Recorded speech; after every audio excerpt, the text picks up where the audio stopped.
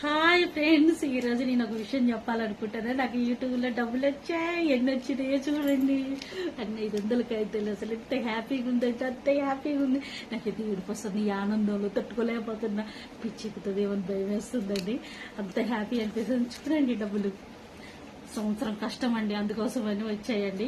మీరు సబ్స్క్రైబ్ చేశారు కదండి, దానివల్ల మీరే నా దేవుళ్ళండి. చాలా చాలా మీకు థ్యాంక్స్ చెప్పాలండి.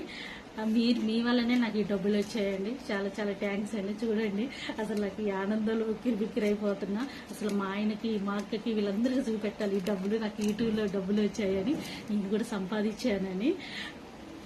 రియల్ అనుకుంటున్నారండి? కాదండి. యూట్యూబ్లో అందరూ మనీ మాకు వచ్చినాయి బాగా ఫేమస్ అవుతున్నారు కదా. నేను కూడా ఈ డబ్బులు పెట్టాక ఫేమస్ అవుదామని చెప్తున్నాను. సారీ అండి, తప్పుగా ఏమనుకోకండి.